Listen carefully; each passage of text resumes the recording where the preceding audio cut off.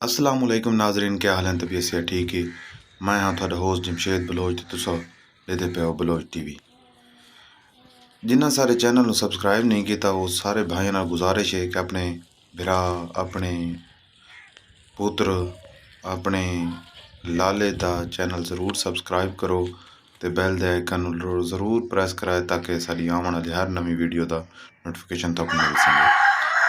आज असां थोड़ी कोन घेना है त्रीजे सूज मंझ बड़ी चंगी मंझ थण चढ़े वाली जिन भाई ਨੂੰ ज़रूरत होवे वो सारे नंबर ते ज़रूर रब्ता कराए। स्क्रीन दे तले शो हो रहे सारे नंबर ते मालिक दी डिमांड 3.5 लाख के अगे प्यार मोहब्बत होवे सी। जिस भाई ਨੂੰ ज़रूरत होवे वो लाजमी सारे नाल कॉन्टैक्ट करे सी ते सारे चैनल ਨੂੰ जेरे भरा सब्सक्राइब नहीं किया उन्होंने ज़रूर सब्सक्राइब करना है तो अपने दोस्तों ने ज़रूर शेयर करना है ताकि साड़ी आने वाली हर नवी वीडियो का नोटिफिकेशन तक मिल सके। थादा वजना कुछ नहीं, थारे भरा दा बहुत कुछ बन वजना है। बड़ी बड़ी मेहरबानी उसी अपने चैनल में ज़रूर सब्सक्राइब करे सो। खुदा पैमान।